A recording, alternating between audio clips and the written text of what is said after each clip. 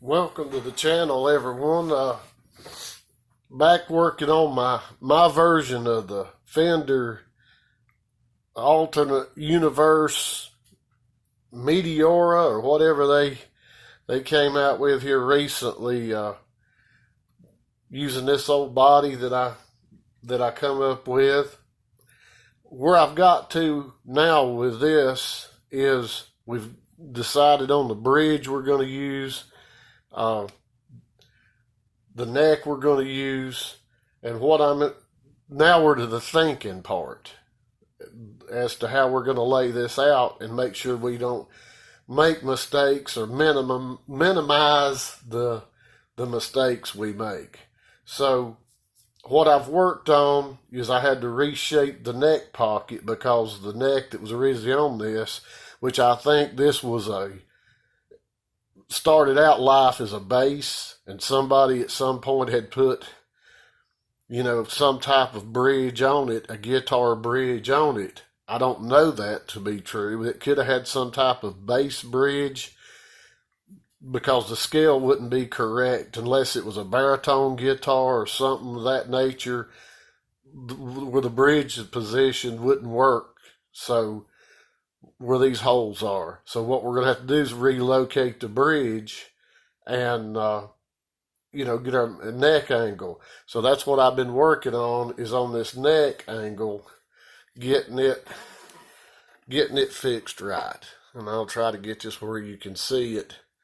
But I've got it set in there the way it ought to be, on the angle it should be.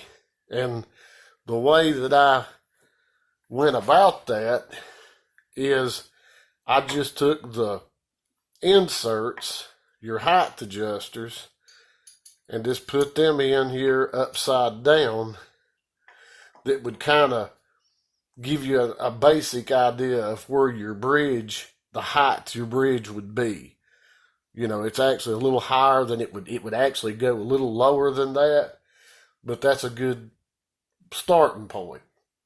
So I worked on the neck pocket to get an angle to where, when it's flat on the frets, it's just a little shy. It sets up on top of the bridge just a little bit. So add your string height to that, and we ought to be really close. Now, I do have the luxury of putting a shim in the neck if I need to, but at least, I'm not too far up or anything that way. So we got the neck pretty much done. Now, something I'm going to have to do is I'm going to use a regular, like, Fender Strat or Telly plate. So the one that was actually on here originally is a whole lot, well, not a whole lot, but a little bit smaller. So I'm going to have to do a little change in there.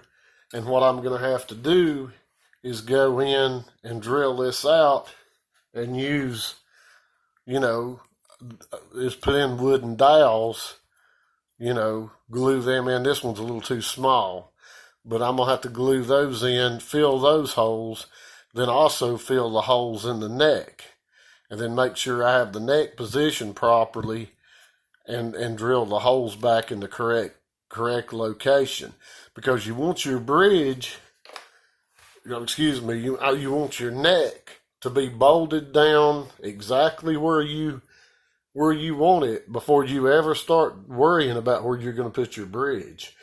Because if you do all this and you just got it clamped up like I do, and during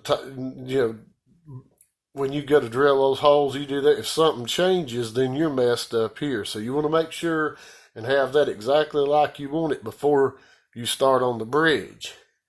And something else to think about, and this is just stuff from experience, is, when you go changing things, you never know what you're going to get into. And something to check if you go to change something like this, is to measure the depth of your insert. So this is 21.2 millimeters, counting the little shoulder right there. If I come off of that shoulder, we're right about 20 millimeters. So you don't want to have the guitar body, you don't want to drill plumb through the back of the guitar body, because you remember you've got a belly cut on the back side of this thing, which we're in the safe zone on that. But if you know on certain bodies or whatever, you can actually drill plumb through. So the easiest way to check this is, these holes that's already been drilled here, and that's just check the depth of those. So they're 23.1. That one is. And so is that, 23.2. So we've got material under this, so we can safely drill down far enough to get these inserts in without having to worry about drilling into our belly cut or something, something like that. So that's one thing to think about. And the next thing is we're going to have a 25.5-inch scale length. So we go from the nut down here 25.5 inches. And I don't have a line here yet, but I'm getting to that process. But right here's your 25.5. Okay, what you would think is, okay, I draw a line that's straight, mark it both sides, whatever, make sure you got your straight line 25.5 inches. So you're thinking, okay, I can put the inserts right dead center of that line, as long as I'm right, left, or right, that's going to put my bridge perfect. That's not necessarily always true. Something to think about is the way this bridge is made. And if I can do this without everything falling,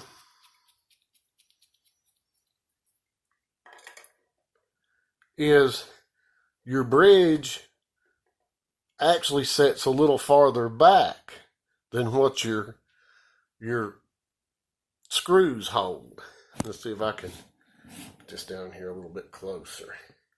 I don't know if you're going to be able to tell, but you see if you can see, your screw actually don't go plumb back. Your adjuster screw don't go completely back. Now this one's sticking out a little bit because there's actually an adjustment in there. So you want to make sure you've got as much adjustment as you can, to it. So you've got some leeway both with your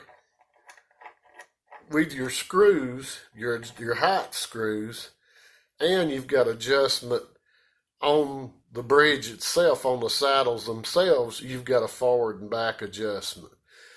But the closer you can get it to having the center of your bridge on the center of that line, the better you're going to be.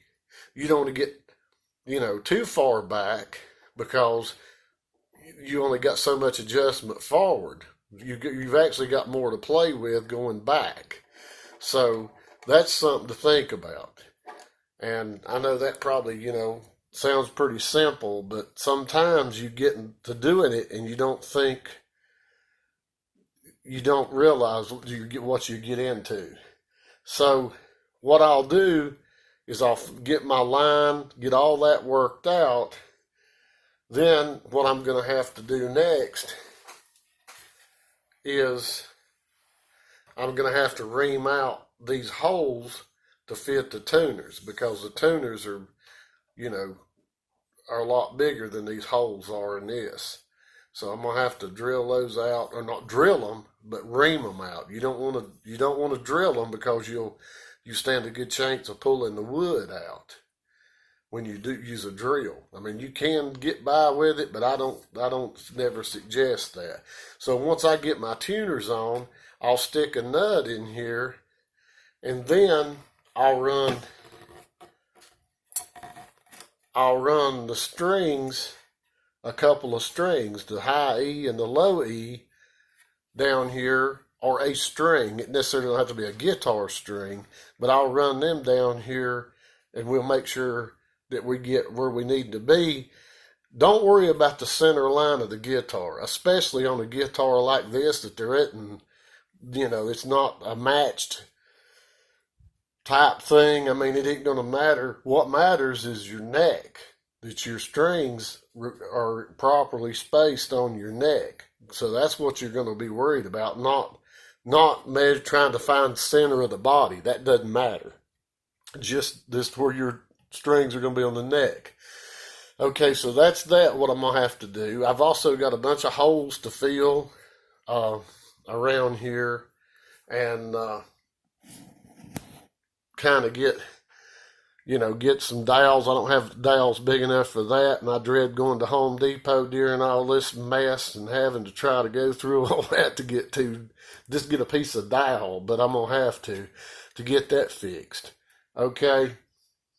The next thing, once we get the bridge mounted, get our neck mounted, get the bridge mounted, then we're going to start thinking about electronics, what kind of pickups we're going to use, whether we're going to use a single coil size, humbucker size, what we're going to use.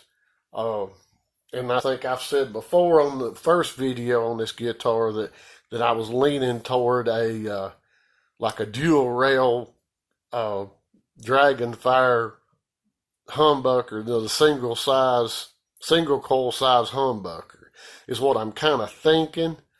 But what we're into with this, a single coil will fit, but you're going to be in about like the middle position. It'd be like having just play in the middle position on a Strat.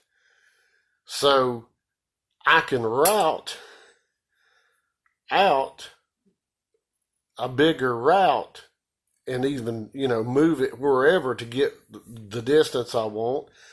Or I can actually route it out and put a single coil up here and a humbucker down here. I'm really kind of leaning more toward either some type of humbucker or, a humbucker, a single coil size humbucker, something like that, just a bridge. Or maybe even doing something kind of crazy out here toward the middle. I've not made my mind up on that, but that's something we got to consider on that, and our controls, and kind of what I'm thinking is one pickup and then just one volume pot and call it a wrap. But that's all we'll see as time goes on. It don't, So once I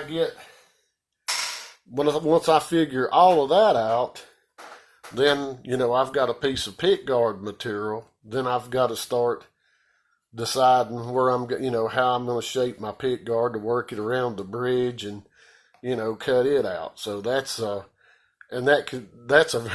this can be a very frustrating process right here because it's so easy to mess that up.